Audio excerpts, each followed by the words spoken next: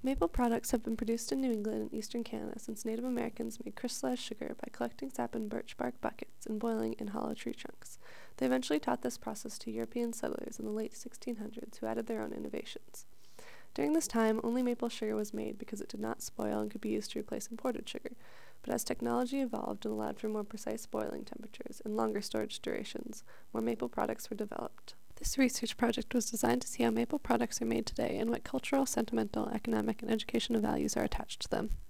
Until recently, most maple producers bore holes in maple trees, inserted metal spouts, and collected the sap in metal buckets to boil down later.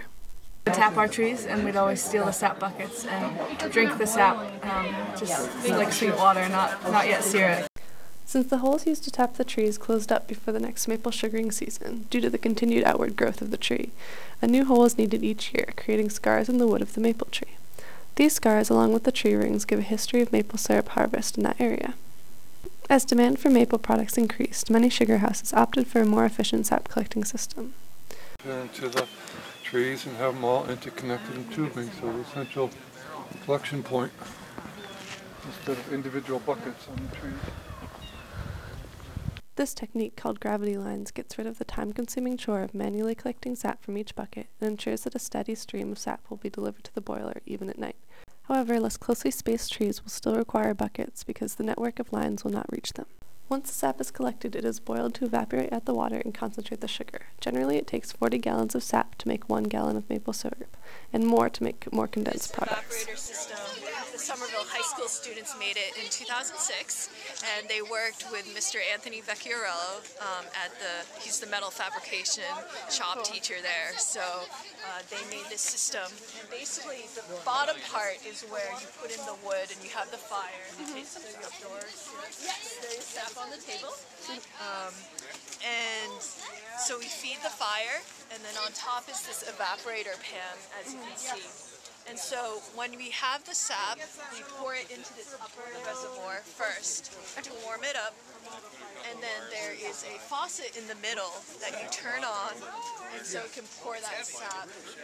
We basically don't want this to go below a boil, so that's why we warm up the sap first, and then add a little bit. And then we'll keep boiling this down, and once this level reaches 1 inch, we pour it out through this faucet spigot there, and we'll finish it up into a pot, and we'll get maple syrup. Although boilers used to be rather small when they were for home or local production, they became larger as the demand for maple products grew. One of the places where maple syrup products are commonly made is Quebec, Canada. In fact, this region produces 3/4 of the world's output of maple syrup, compared to Vermont, which only produces 5.5%. Many of these products are sold in Canadian grocery stores or exported to other countries, but some are found among local goods at markets such as this one in Quebec City. The most common maple product is clearly maple syrup, but it comes in many variations called grades, which depend on the density of sugar and the translucency of color. Lighter shades tend to be more mild and are used for sweeteners on foods such as pancakes, while the darker grades have a more intense flavor and are used in cooking. If maple syrup is boiled down further, it can be made directly into maple cream without the addition of any dairy products. This cream has the consistency of peanut butter and can be spread on fried dough or used as frosting. Maple candy is also made by boiling maple syrup down further until it becomes thicker than maple cream. Once this thick cream is allowed to harden slightly, it is placed in shaped molds and let to harden completely. The candies are then taken out of the molds, the excess syrup is drained off, and they are allowed to dry fully before they are sold. Maple flavors are also infused in other products such as types of liquors.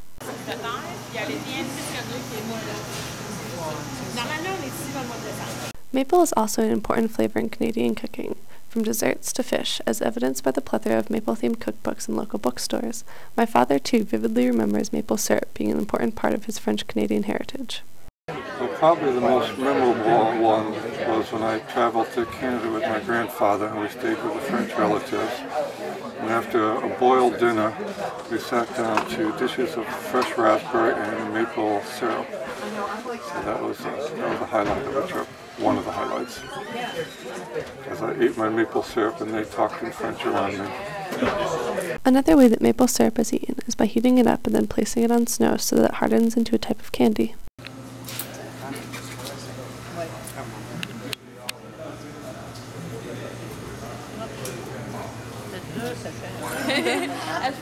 J'attendais pas ça.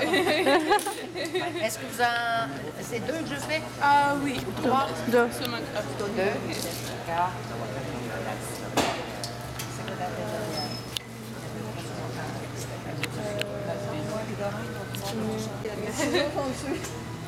ouais? Puis quand je passe, je vais légaliser un peu. Oui, il est grand temps. C'est une job, j'ai mal au cou. Ah, j'ai trop placoté. Ah, merci. Voilà. Je suis moins bonne. C'est pour gagner 100 $ au marché. One of the places that this type of maple consumption is found is at Canadian sugar houses. Generally, visitors to the sugar house first enjoy a hearty breakfast meal including pancakes, waffles, sausage, bacon, eggs, and of course local syrup.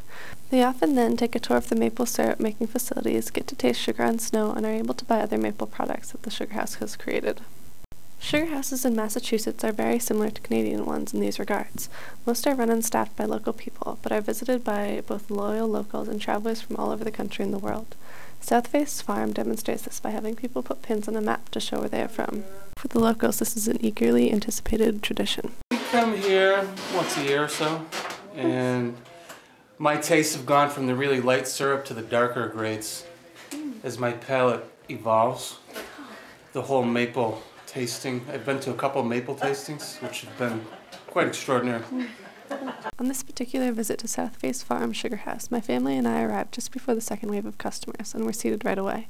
Despite having eagerly discussed our orders in the brief car ride there, we still examined the menu in case something new and exciting had been added, and then of course ordered the same thing as always.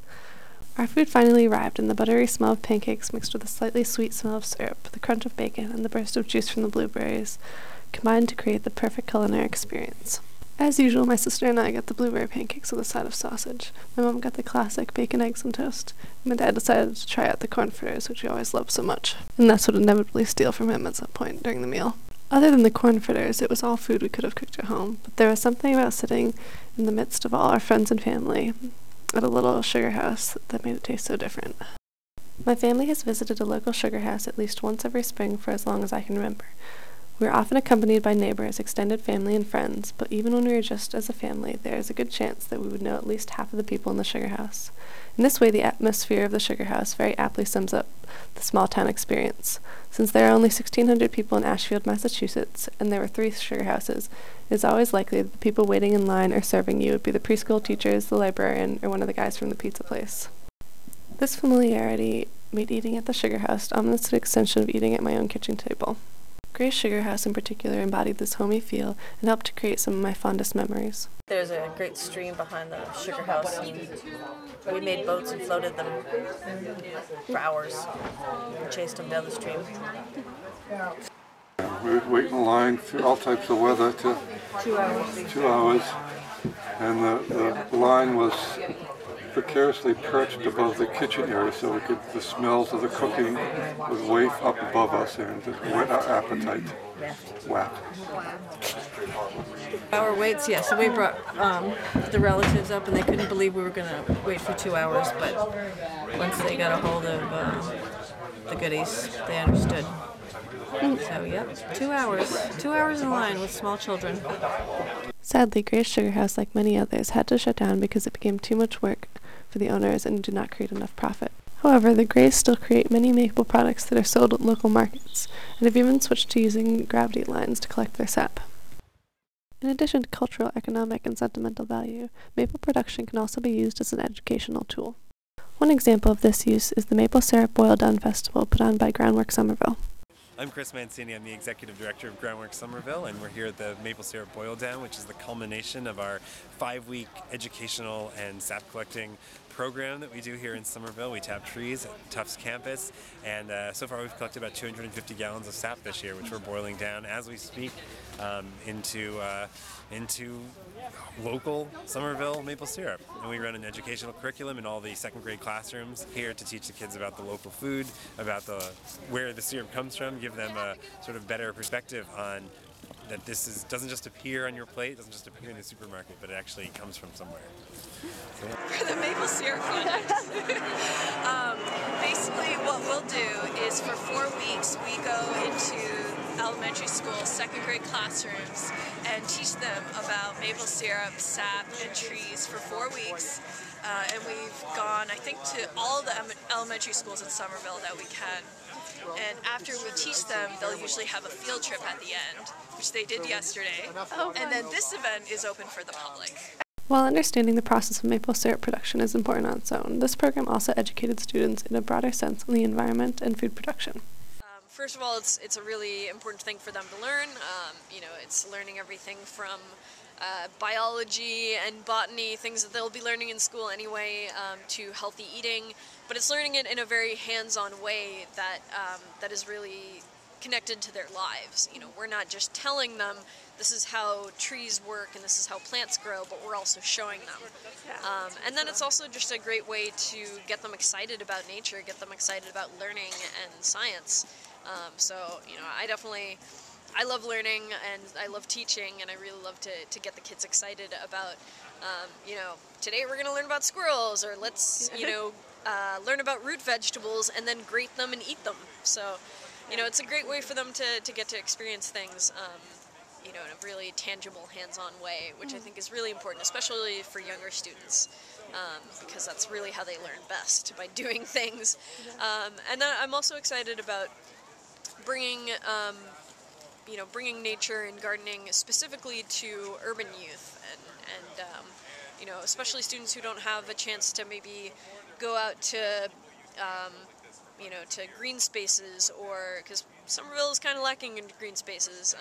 So bringing it to them and starting gardens at their schools, and getting them out there, and also connecting them to agriculture, because that's something that a lot of the urban youth don't really have a connection to, and showing them how things grow. They might think that corn comes out of a can or something and not really see where it comes from, or not realize that a carrot is something that grows underground.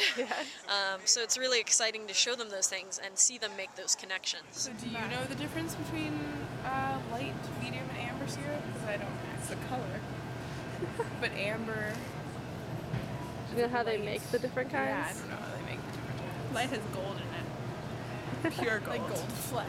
100%. Wild turkey chickens. Free-range chickens. They're wild chickens. They're not wild. They're wild. They're free-range. She wants to be wild. Born to be wild. Chickens are not, they're introduced species here. Oh, this one likes the camera. What's with that?